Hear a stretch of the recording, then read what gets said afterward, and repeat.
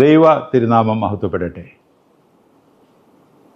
2026 March 27 അടുത്ത വലിയ നോമ്പിലെ 40-ാം വെള്ളിയാഴ്ച ദിവസം ഒരിക്കൽ കൂടെ വിശുദ്ധ മൂറോൻ കൂദാശ ചെയ്യുന്നതിന് നമ്മുടെ സഭ ഒരുങ്ങുകയാണ്.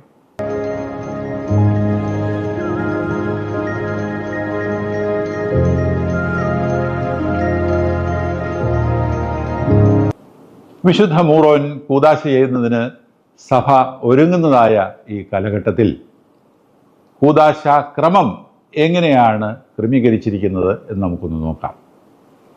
മുഖ്യ കാർമ്മികനെയും മറ്റ് മേൽപ്പട്ടക്കാരെയും കൂടാതെ കശീശന്മാർ, പൂർണ്ണ ഷമ്മാശന്മാർ, അപ്പുദിയൊക്കനന്മാർ തുടങ്ങിയ പട്ടത്വ ശ്രേണിയിലെ സ്ഥാനികളെല്ലാം 12 പേർ വീതം പൂർണ്ണ അംശവസ്ത്രധാരികളായി സന്നിഹിതരായിരിക്കേണ്ടതുണ്ട്. അർക്കദിയാക്കോന്റെ പങ്കാളിത്തവും കൂദാശയിൽ സുപ്രധാനമാണ്. ഇന്ന് സഭയിൽ അങ്ങനെ ഒരു സ്ഥാനം ആർക്കും നൽകുന്നില്ല എങ്കിലും കൂദാശയുടെ ആവശ്യത്തിനായി ഒരു വൈദികനെ പ്രത്യേകമായി ചുമതലപ്പെടുത്തുന്നുണ്ട്. എല്ലാവരും പാട്ടുകാരോടൊപ്പം 3 സംഘങ്ങളായി തിരിഞ്ഞ് മദ്ബഹായിലും അഴിക്കകത്തും ബീമായിലുമായി നിന്നുകൊണ്ട് ശുശ്രൂഷ ആരംഭിക്കുന്നു. തയ്യാറാക്കിയതായ സുഗന്ധ എണ്ണയും അതിൽ ചേർക്കുവാനുള്ള ബൽസാം സുഗന്ധവും മദ്ബഹായ്ക്കുള്ളിൽ രഹസ്യമായി പ്രത്യേകം ക്രമീകരിച്ചിട്ടുള്ള മറയ്ക്കുള്ളിൽ വച്ചിരിക്കണം. കർത്താവായ യേശുക്രിസ്തു മനുഷ്യാവതാരത്തിന് മുമ്പ് പഴയ നിയമകാലത്ത് മറഞ്ഞിരുന്നതിനെയാണ് ഇത് സൂചിപ്പിക്കുന്നത്. പ്രധാനമായും 2 ക്രമങ്ങളാണ് കൂദാശയ്ക്ക് ഉള്ളത്. ആദ്യ ക്രമം അവസാനിക്കുമ്പോൾ ഒരു മേൽപ്പട്ടക്കാരൻ പ്രധാന പുരോഹിതൻ്റെ അംശവടിയുമേന്തി മദ്ബഹാ മുതൽ പള്ളിക്ക് ചുറ്റും ധൂപാർപ്പണം നടത്തണം. അതേ സമയത്ത് തന്നെ മുഖ്യകാർമ്മികൻ മറയ്ക്കുള്ളിൽ കയറി സുഗന്ധ എണ്ണയും ബൽസാം തൈലവും തമ്മിൽ കൂട്ടിച്ചേർക്കണം. ഇത് യേശുക്രിസ്തുവിൽ ദൈവത്വവും മനുഷ്യത്വവും കൂടിച്ചേർന്നതിൻ്റെ പ്രതീകമാണ്. തുടർന്ന് മുഖ്യകാർമ്മികൻ മൂറോൻ വഹിച്ചുകൊണ്ട് ആദ്യം ധൂപം വെച്ച് ധൂപാർപ്പണത്താൽ ശുദ്ധീകരിച്ച പാതയിലൂടെ പള്ളിക്ക് ചുറ്റും പ്രദക്ഷിണം നടത്തുന്നു. ഈ സമയത്ത് മുഖ്യകാർമ്മികനെയും മൂറോൻ തൈലവും ആരും കാണാതെ ഒരു കൂടാരം, കുബുസ എന്ന് പേരുള്ളതായ ഒരു കൂടാരം കൊണ്ട് മറച്ചു പിടിക്കണം.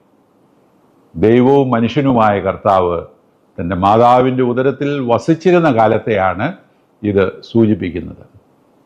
വൈദികർ ധൂപക്കുറ്റികളും ഷമ്മാശന്മാർ മർവഹാസാകളും ആപ്പുദിയോക്കനന്മാർ മെഴുകുതിരികളും ഏന്തി കുബസായിക്ക് ചുറ്റും നിൽക്കണം.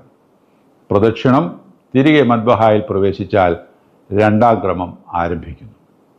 വിശുദ്ധ കുർബാനയിലെ പോലെ ത്രോണോസിന്മേൽ തവലയിത്താമേൽ മൂറോൻ കുപ്പികൾ വച്ചിട്ട് ശോശപ്പുക കൊണ്ട് മൂടി 2-ാമത്തെ ക്രമം ആരംഭിക്കുന്നു. വിശുദ്ധ കുർബാനയിലെ പോലെ 3 പ്രാവശ്യമായി 9 കുരിശുകൾ ഇട്ട് കൂദാശ പൂർത്തീകരിക്കുന്നു. അവസാനം മൂറോൻ കുപ്പി ബീമായിൽ കൊണ്ടുവന്ന് ആഘോഷം നടത്തുകയും എല്ലാവരും മൂറോൻ കുപ്പി ചുംബിച്ച് അനുഗ്രഹം പ്രാപിച്ച് പിരിയുകയും ചെയ്യും. കൂദാശയ്ക്ക് ശേഷം വിശുദ്ധ കുർബാന അർപ്പിക്കണമെന്ന് നിർബന്ധമില്ല എങ്കിലും സാധാരണയായി വിശുദ്ധ കുർബാന അർപ്പിക്കുന്ന പതിവാണ് ഉള്ളത്. വിവിധ പട്ടത്വ ശ്രേണികളിൽപ്പെട്ടവരും ജനങ്ങളും എല്ലാം കൂടിച്ചേരുന്ന ഒരു ശുശ്രൂഷയായതിനാൽ ഐക്യത്തിൻ്റെ കൂദാശയാണിത് എന്നും വ്യാഖ്യാനിക്കാം. ഒരേ തൈലം കൊണ്ട് അഭിഷേകം ചെയ്യപ്പെട്ട് ഒരേ സഭയിലേക്ക് ചേരുന്നതും ഐക്യത്തിൻ്റെ പ്രതീകമാണല്ലോ. വിശുദ്ധ തൈലത്തിൻ്റെ കൂദാശയാൽ പരിശുദ്ധാത്മാവിൻ്റെ നിറവും കർത്താവിൻ്റെ കരുണയും സഭയുടെ മേൽ മുഴുവനായി ചൊരിയപ്പെടുമെന്നതിനും സംശയമില്ല. സഭാമക്കളായ നമുക്കെല്ലാം നോമ്പോടും പ്രാർത്ഥനയോടും ഈ വിശുദ്ധ കൂദാശയ്ക്കായി ഒരുങ്ങാം.